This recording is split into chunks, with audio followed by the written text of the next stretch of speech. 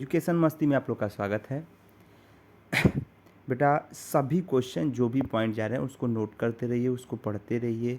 जहाँ से भी पॉइंट मिले उसको पढ़ते जाइए और जिसको ग्रुप में जुड़ना हो वो व्हाट्सएप नंबर अपना कमेंट बॉक्स में दे देगा, उसको ग्रुप में भी जोड़ दिया जाएगा।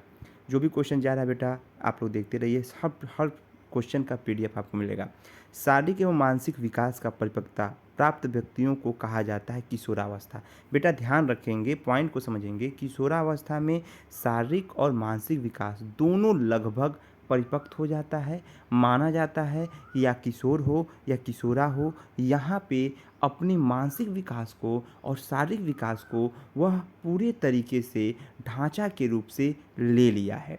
एक क्वेश्चन और बनेगा, नसों में ज्वार उठती है किशोरा अवस्था में, तूफान की अवस्था किशोरा अवस्था और सजने संवरने की अवस्था किशोरावस्था। सामाजिक मुद्दों से जूझ रहे बच्चों को जिनकी प्रतिभा प्रभावित हो सकती है क्या कहलाता है? तो वह स्व अधिगम मॉडल कहलाता है। बेटा समझिएगा, दो अधिगम होता है। एक अधिगम जो अपने से होता है, दूसरा अधिगम जो दूसरे को देख के होता है। जहाँ पे बच्चा खुद अपनी प्रतिभा जिज्ञासा रूप से दिखा रहा है वह स्व होगा, लेकिन दूसरे को देख के दिखा रहा है तो वह स्व नहीं होगा, वह दूसरे के द्वारा होगा।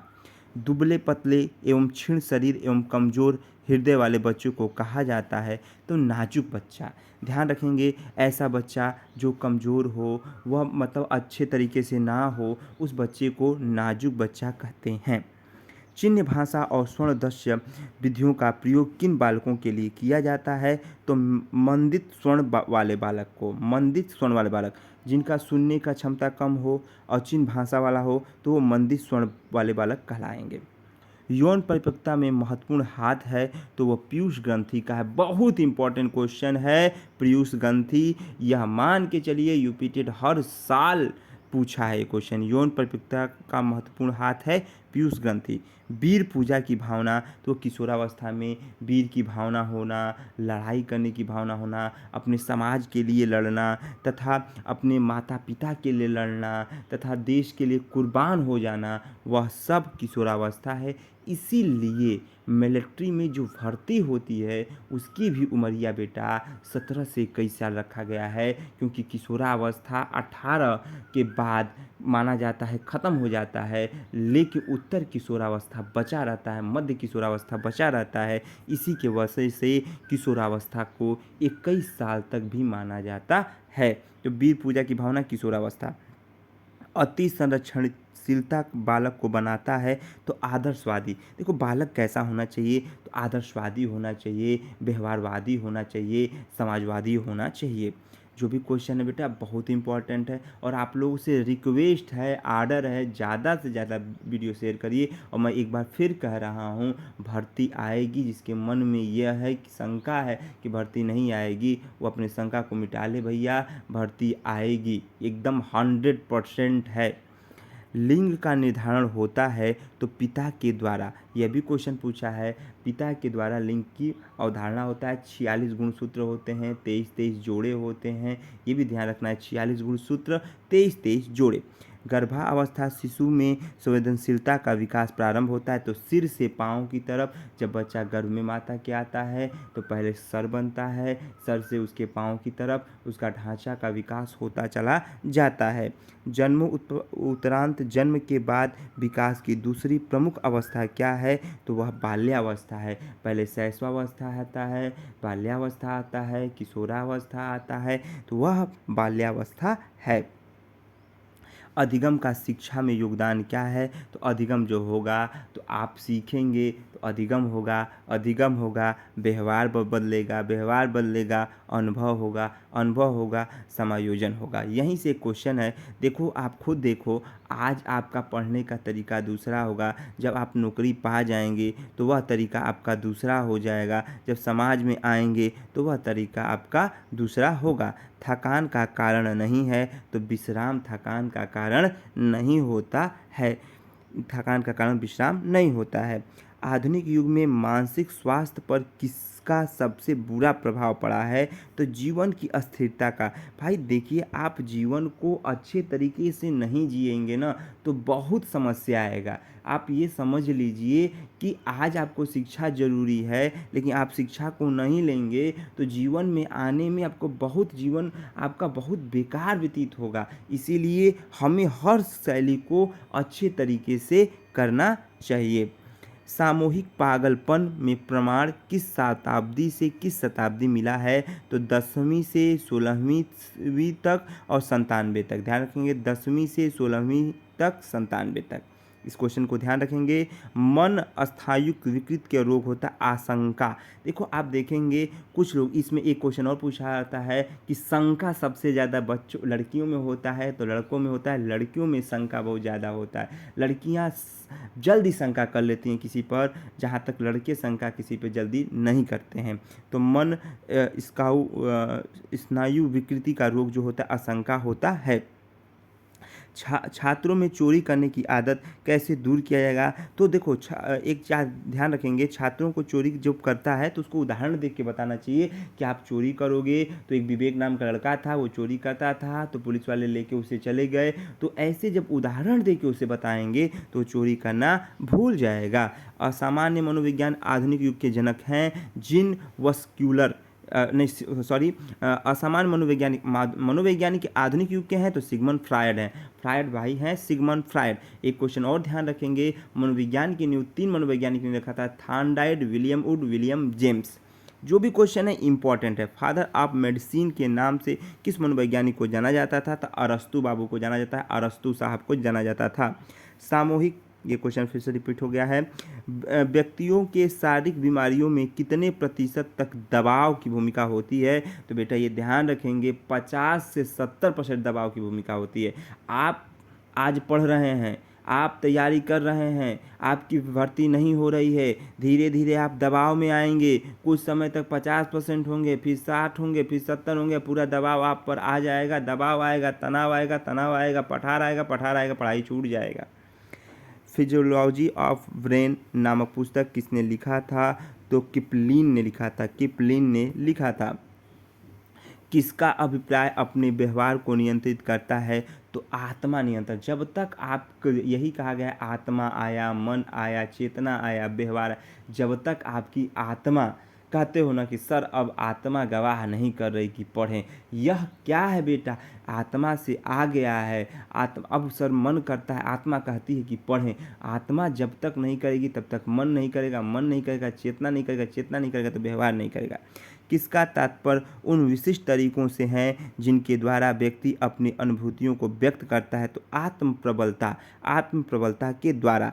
किस परीक्षण में 10 मसीह लक्ष्य या स्याही धब्बा, यह बहुत इंपॉर्टेंट है, रोसा परीक्षण ने बताया था। रोसा परीक्षण, रोसा परीक्षण, रट लो, घोर जाओ, पी जाओ, और यह ध्यान रखो जब तक तोड़ेंगे नहीं तब तक छोड़ेंगे नहीं। हर हर महादेव।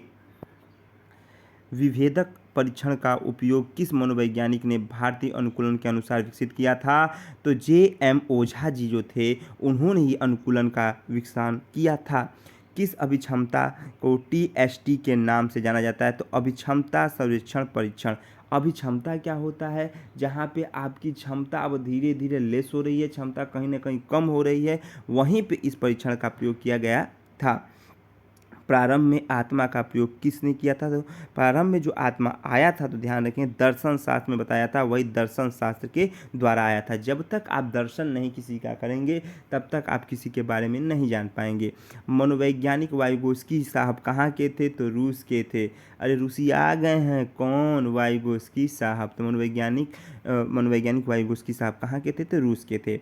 व्यवहारिक बुद्धि का अर्थ क्या है? तो वह किसने दिया था? स्टर्नबर्ग ने। इनका कथन था कि व्यवहार के द्वारा बुद्धि का उत्पादन होता है। स्टर्नबर्ग। द्विकारक का सिद्धांत स्पेयरमैन ने दिया था। रट जाएं, घोर जाएं, पी जाएं, स्पेयरमैन ने द्विकारक का सिद्धांत दिया था। मनोविज्ञान की प्रयोगशाला किस मनोवैज्ञानिक ने स्थापित किया था? तो विलियम वुड ने।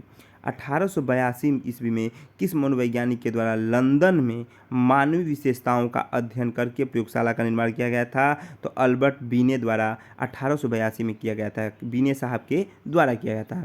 छात्रों को प्रेरणा कैसे दिया जाएगा? तो प्रशंसा करके। छात्रों को बीच बीच में प्रशंसा करना चाहिए, छात्रों को बीच बीच में इनाम देना चाहिए, लेकिन ये आदत नहीं कराना चाहिए। शिशु के प्रति सहानुभूति एवं प्यार दुलार से किस संवेग की उत्पत्ति होती है? तो अनुराग की उत्पत्ति होता है। प्रेम, भय, क्रोध, पीड़ा, ये मैं पढ़ाया भी हूँ और एक बार भी बता दूंगा। तो शिशु के प्रति सहानुभूति जो होगा अनुराग के द्वारा होगा। सामान्य बुद्धि बालक प्रायः किस अवस्था में बोलना सीख जाता है? जो 34 माह में पूरे तरीके से वो बोलना सीख जाता है। एक मानसिक आयु दिया है, वास्तविक आयु दिया है, बुद्धि लब्धि बताना है। तो बुद्धि लब्धि का फार्मूला जानते हैं, मानसिक आयु अपन वास्तविक आयु इंटू 100। तो मानसिक आयु 12 हो जाएगा, वास्तविक आयु 15 हो जाएगा। तो 12/15 इंटू 100, इसको सॉल्व करेंगे तो 125 आंसर आ जाएगा। पाठ्यक्रम होना चाहिए, तो पाठ्यक्रम हमेशा छात्र केंद्रित होना चाहिए, बालक केंद्रित होना चाहिए, बालक के हिसाब से होना चाहिए।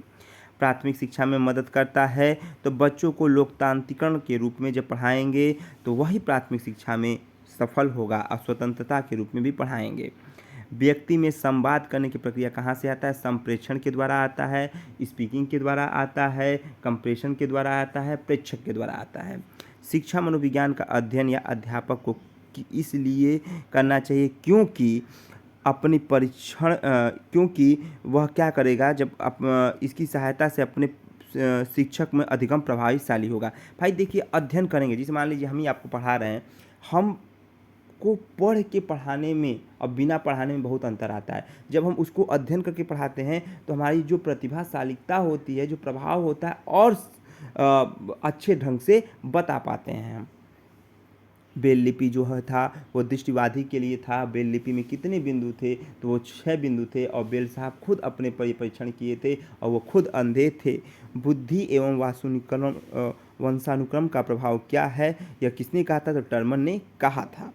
मनुष्य का व्यवहार मुख्यतः किससे प्रेरित होता है? तो वह बुद्धि के द्वारा। आप देखिए, आज आप जॉब नहीं पाए तो आपकी बुद्धि विवेक बहुत कम काम करेगी और आपकी बातें लोग भी नहीं सुनेंगे, लेकिन आज आप जॉब पा जाते हैं, बुद्धि विवेक आपकी तेज हो जाएगी, आपकी बातें लोग भी सुनने लगेंगे। आगमनात्मक तर्क के स्तरों में कौन सा शामिल नहीं है? तो कल्पना आगमन में नहीं आता है। सीखी गई बात को धारण करने में, पुनः स्मरण करने में असफल होना विस्मरण कहलाता है, विस्मरण कहलाता है। मूल प्रवृत्ति की एक प्रमुख विशेषता जो पाई जाती है सभी प्राणियों में, तथा यह जन्मजात और प्रकृति से है। जन्मजात में ध्यान रखिए, भूख प्यास निद्रा जन्मजात होती है, तो सभी प्राणियों में, तथा यह जन्मजात प्रकृति होती है। शारीरिक विकास को प्रभावित करता है, तो वंशानुक्रम करता है, वातावरण करता है, खेल व्यायाम करता है। वंशानुक्रम माता पिता के द्वारा आया, वातावरण समाज के द्वारा आया, खेल और व्यायाम के द्वारा भी आया। बुद्धि लब्धि की गणना सही सूत्र निम्न में से है। तो मानसिक आयु अपन वास्तविक आयु इंटू 100, घोर जाओ पी जाओ, आएगा क्वेश्चन। मानसिक आयु अपन वास्तविक आयु इंटू 100। चिंतनशील सोच की चर्चा इनमें से किसने किया था? तो डेवी साहब ने चिंतनशील सोच की चर्चा किया था। कौन सा बुद्धि का सिद्धांत नहीं है? तो एक कारक, द्विकारक, बहुकारक है, लेकिन प्रत्यागमन कारक नहीं है। निम्नलिखित में से एक अंतः अस्तावी ग्रंथि कौन सा है? तो लार की ग्रंथि जो होता है अंतः अस्तावी ग्रंथि कहा जाता है। पियाजे के अनुसार जो द्वितीय अवस्था है पूर्व संक्रियात्मक अवस्था है। मैं पियाजे का सिद्धांत पढ़ाऊंगा और एक वीडियो बना के डाल दूंगा।